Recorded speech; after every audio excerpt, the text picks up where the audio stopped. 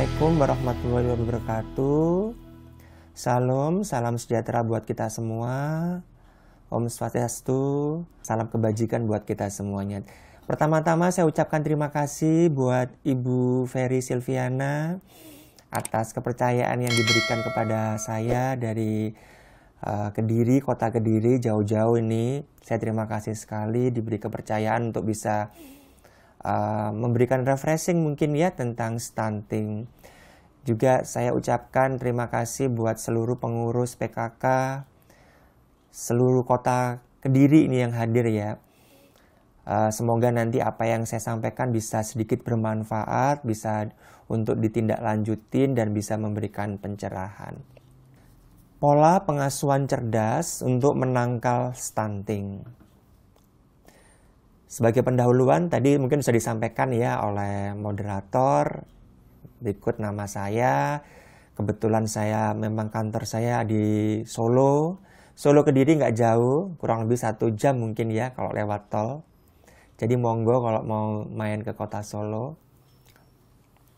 Sebagai pendahuluan, stunting itu atau biasa kita sebut kerdil ya, adalah kondisi di mana balita itu memiliki panjang atau tinggi badan yang kurang jika dibandingkan dengan umur.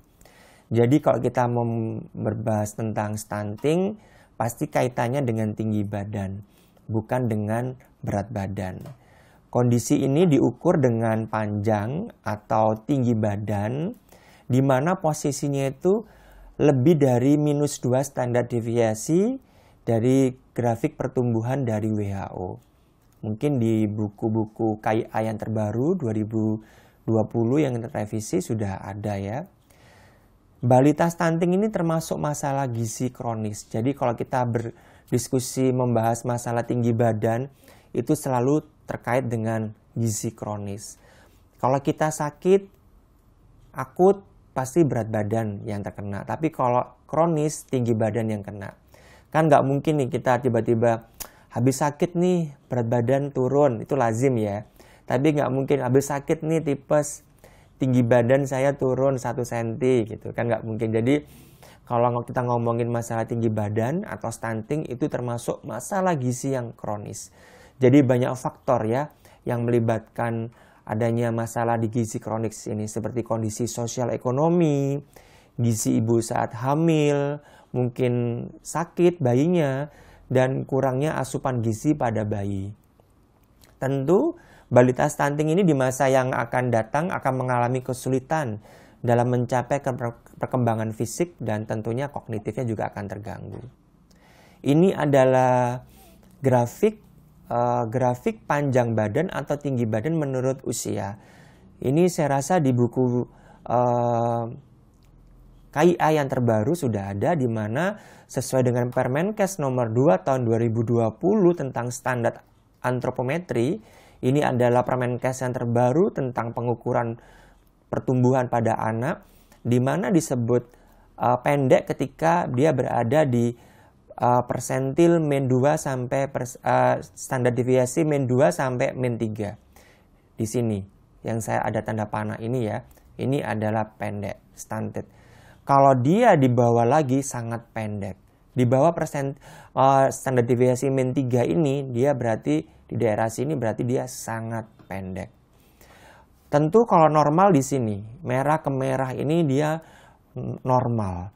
Tapi kalau dia merah 2-3 ini, berarti dia termasuk masih normal. Kalau di atas 3 dia tinggi. Mohon maaf, saya revisi. Ini untuk sebagai gambaran, berikut adalah prevalensi stunting di Indonesia. Dari tahun 2017 sampai tahun 2021.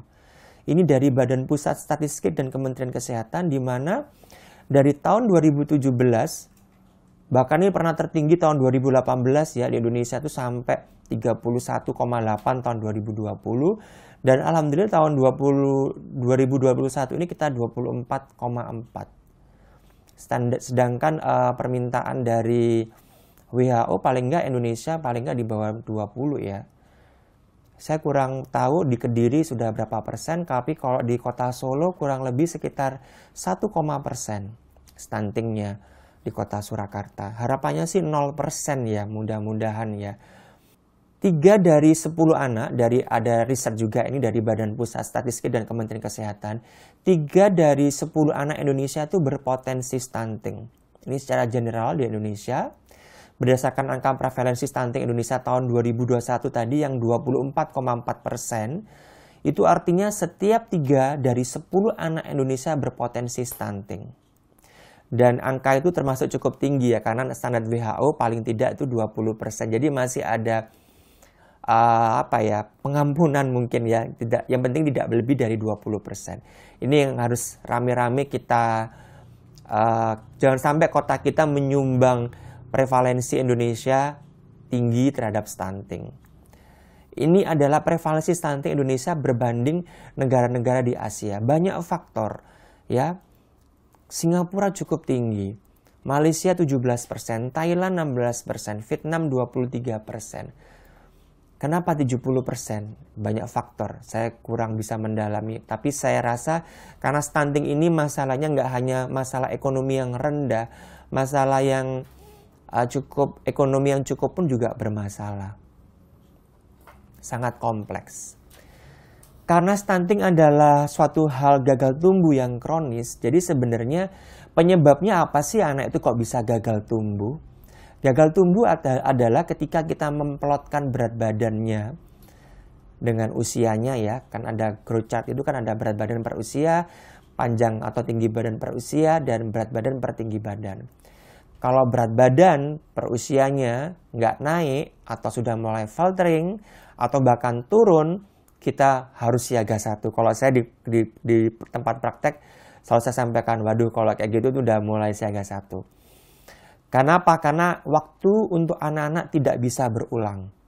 Jadi waktu itu terus berjalan dan kita harus gerak cepat. Kita nggak boleh lewar-lewar tapi harus set-set, buat-buat.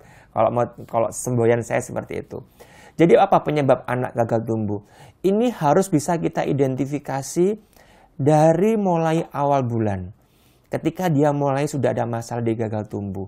Biasanya itu bulan 3, contoh ke bulan 4, bulan 3 beratnya 6 kilo. Bulan 4 dia sudah 6,8. Itu kalau secara grafik, kasat mata, naik.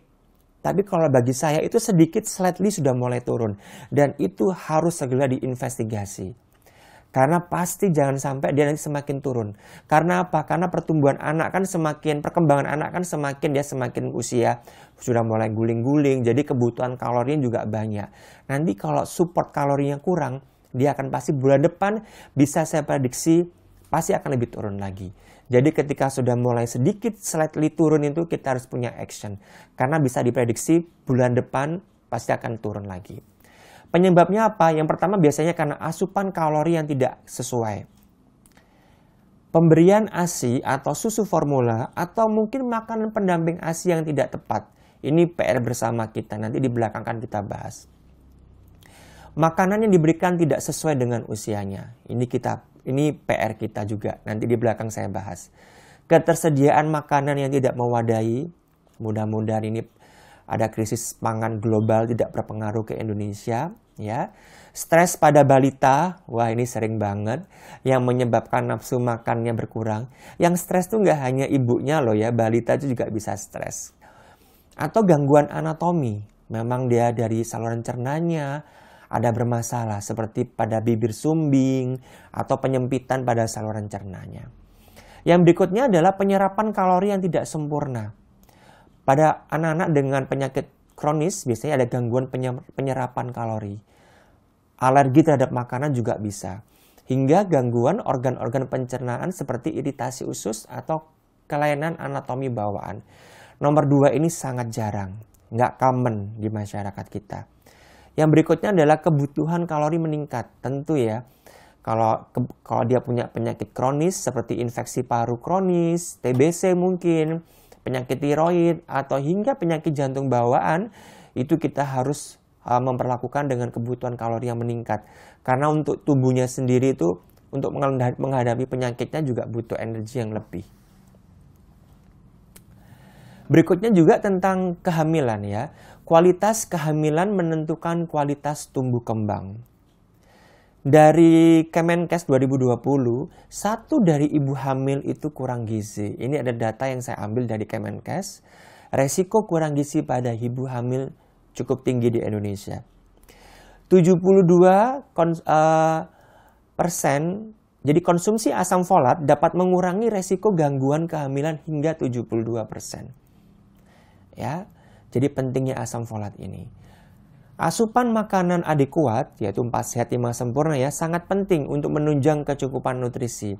Perhatikan kecukupan dan kualitas asupan. Kalau kita buku KIA terbaru 2020, sudah sangat lengkap sekali. Ya, ini saya sambil membuka, jadi buku KIA-nya. Tadi saya sudah sempat baca-baca, ternyata di buku KIA yang terbaru, ini buku saktinya kita, pegangan kita. Ini ternyata cukup lengkap, porsi makanan sudah ada di sini gambarnya. Jadi bisa tinggal kita gimana mengedukasi. Dan kita harus bisa mengantisipasi berat badan yang lahir yang rendah. Ibu yang anemia pasti dia karena malnutrisi, anemia akan berisiko melahirkan bayi yang anemia. Akan lebih berisiko melahirkan bayi yang prematur. Dan akan lebih berisiko melahirkan bayi yang BBLR. Artinya apa? Ibu yang melahirkan bayi dengan berat badan di bawah 2,5 itu bayinya berpotensi 5 hingga 30 kali meninggal dalam 7 hari pertama kehidupan. Makanya jangan sampai bayi ini lahirnya 2,5 ke bawah. Stunting adalah suatu dampak buruk dari gagal tumbuh. Suatu dampak kronis dari gagal tumbuh di mana berat badan tidak bisa adekuat kita pertahankan naik, tapi malah turun atau malah stagnan. Yang pertama adalah gangguan kognitif tentu stunting itu. Dia akan punya masalah dalam tingkat kecerdasan dan cenderung kesulitan di masa sekolah. Masalahnya nggak sekarang, tapi nanti ketika dia sudah usia sekolah. Ya, kesulitan belajar, tingkat fokus anak. Ya, ini sebenarnya kalau diteliti bagus banget. Jadi pada anak-anak yang stunting, kalau kita teliti sampai 5 tahun ke depan, prestasi sekolahnya seperti apa mungkin bisa diteliti. Ini bagus banget sebenarnya untuk kita ikutin ya. Kesulitan tentu kalau kita gangguan kognitifnya terganggu, kesulitan belajarnya, fokus, pemusatan konsentrasinya terganggu, pasti ya nanti kesulitan untuk masa depan juga pasti akan berisiko ya. Kemiskinan dihadapi, jangan sampai ya, tapi ya. Dan yang lebih sering lagi ada rentan penyakit. Memang hubungan antara dampak stunting dan penyakit tidak menular terus diteliti ya. Jadi selalu diteliti. Selain beresiko mengidap penyakit tidak menular, anak stunting juga dapat memiliki sistem imunitas tubuh yang lebih rendah. Tentu, karena nutrisinya tidak adekuat. Pasti sistem imunnya juga tidak baik.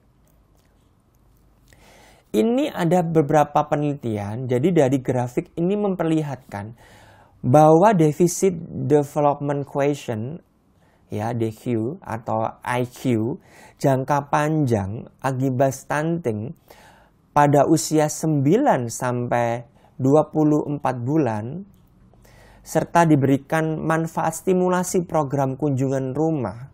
Memang stunting ini nggak bisa selesai di tempat praktek, nggak bisa selesai di posyandu, nggak bisa selesai di puskesmas. Kita harus terjun langsung, melihat secara langsung. Karena kita aja kalau tanya ke orang tuanya, ibu makannya gimana? Oh makannya baik kok dok. Ya kita kan nggak bisa percaya gitu aja ya, baik itu kan suatu hal yang subjektif. Jadi benar-benar harus kita ada kunjungan rumah. Di mana di sini ada penelitian manfaat stimulasi program kunjungan rumah yang memberikan stimulasi dini terhadap perbaikan dari IQ-nya tadi. Di sini terlihat bahwa pada yang kalau non-stunting pasti nggak ada masalah, tapi pada yang stunting dengan kunjungan rumah itu cukup apa ya? Cukup bermakna, dia lebih naik dibandingkan dengan yang hijau ini yang tanpa stimulasi. Namun pada usia 17 sampai 18 tahun, ya IQ-nya itu ternyata masih tetap di bawah anak-anak yang berperawakan normal. Yang biru ini normal. yang merah dengan stimulasi, yang hijau tanpa stimulasi. Walaupun kita memberikan stimulasi, itu akhirnya ternyata tetap di bawah anak yang normal. Ini kan suatu yang kalau menurut saya agak sedih, ngelus dodo gitu ya. Kalau itulah dampaknya stunting. Kalau sudah terlanjur stunting, karena kan 80% perkembangan otak itu terjadi di usia 24 bulan pertama ya, usia 2 tahun ya. Ketika sudah melewati itu, kita tuh memperbaikinya agak susah. Dari sini kelihatan, walaupun kita memaksimalkan yang ada, tapi ternyata akhirnya tuh tetap tidak bisa dibandingkan dengan anak-anak yang tidak stunting. Nauzubillah min dzalik, jangan sampai ya anak-anak kita seperti ini.